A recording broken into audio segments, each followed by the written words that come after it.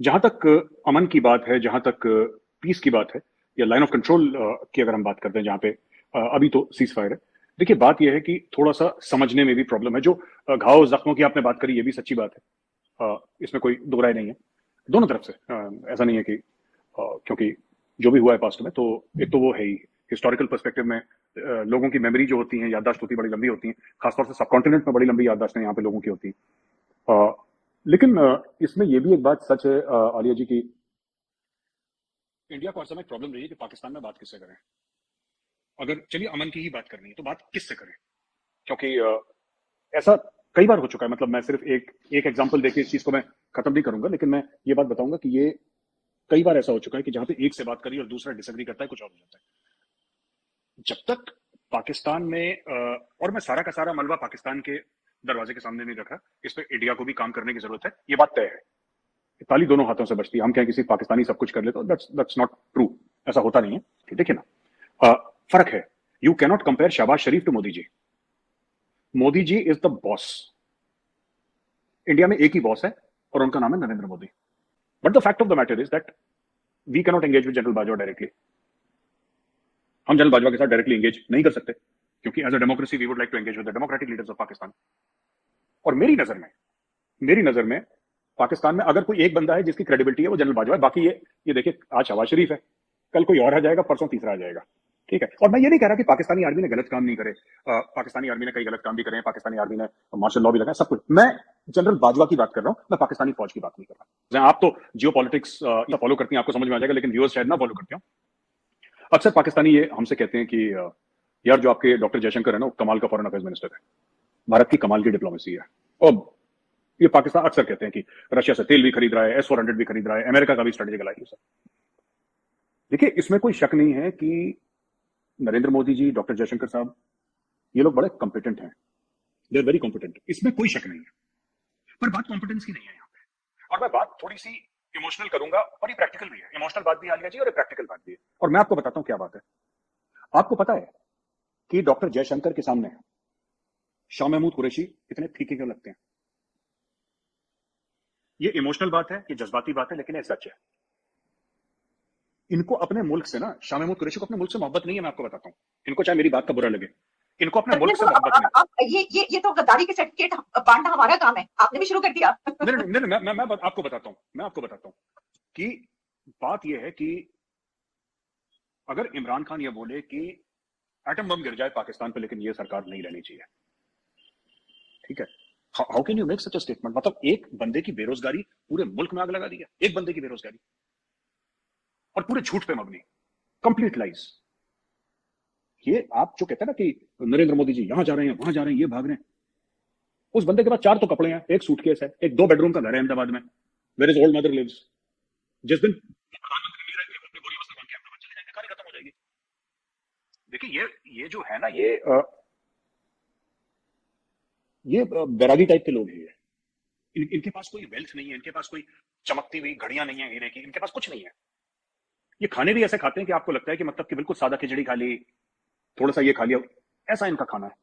ये totally dedicate. इसमें देखिए, सबसे पहले ठीक है, इंडिया के पास पैसा है, इंडिया बहुत बड़ी मंडी है, ये सब चीजें हैं, लेकिन इंडिया की डिप्लोमेसी तब भी अच्छी थी जब इंडिया में भूख से लोग मर रहे थे। अली जी, ये जो अक्सर पाकिस्तान में कहते हैं ना, भारत बहुत बड़ी मंडी है और सब लोग भारत की इस बात मानते हैं कि भारत पर बहुत पैसा है, ये पैसा तो हमारे पास 90s के बाद आना शुरू हुआ। भारत के तो बहुत बुरे हाल थे। हमारा 68 टन सोना, उस समय गोल्ड रिजर्व से चलती थी, 68 टन सोना हमारा गिरवी रख दिया था हम लोगों ने।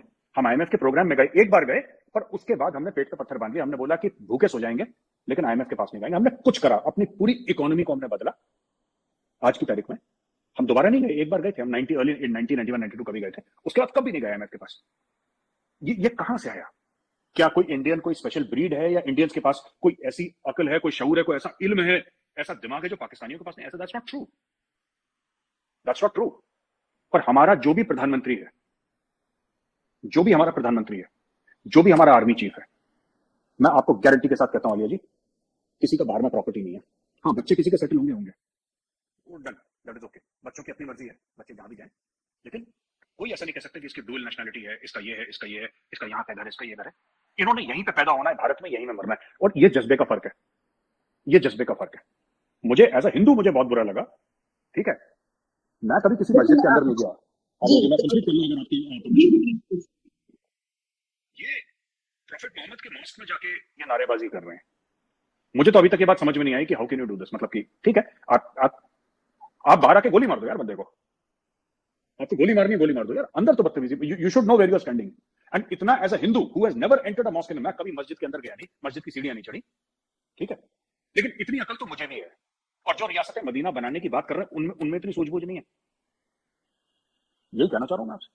आपके 3 सबसे बड़े जो पैसे आते थे पाकिस्तान में, 3 लोगों से आते थे, 3 एरिया से आते थे। एक चीन से आते थे, एक सऊदी अरब से आता था और एक अमेरिका से आता था।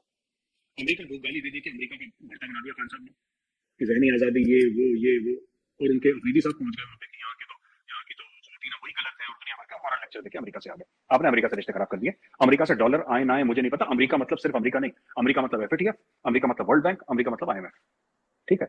2.5 या 3 अरब डॉलर चाइना को वापस देना है। सऊदी अरेबिया से नाराजगी। तो आपने देखिए इंडिया से नाराजगी मुझे समझ में आती है, चलिए आपको अमेरिकन भी पसंद नहीं है, वो साजिशें करते हैं, बुरे लोग हैं, गंदे लोग हैं, इंडिया चलो यहूदी आपको वैसे नहीं पसंद, यहूदी बुरे हैं, सब मान लिया। और चीनियों को तो खुश रखते, सऊदीज को तो खुश रखते, वहां पे मक्का मदीना है, सऊदीज को तो खुश रखते, किसी को तो खुश रखते, कोई भी खुश नहीं है। और ये मैं पाकिस्तानी मीडिया को कोट कर रहा हूं। तीसरी चीज आप कहते हैं कि जो इंडिया कवर करता है, इंडियन मीडिया कवर करता है, देखिए बात यह है कि न्यूज साइकिल होती है हमारी न्यूज साइकिल होती है। मैं खुद मीडिया में काम करता हूं, मीडिया किस तरीके से काम करता है, जो इंटरेस्टिंग न्यूज है, जो उनको लगता है बिकेगी, वो मीडिया कवर करता है। अगर उस समय कोई और चीज आ गई ज्यादा मसालेदार, जो कि मीडिया वाले सोचते हैं, और सारे मीडिया चैनल ऐसे काम करते हैं, everything is based on TRP, public interest.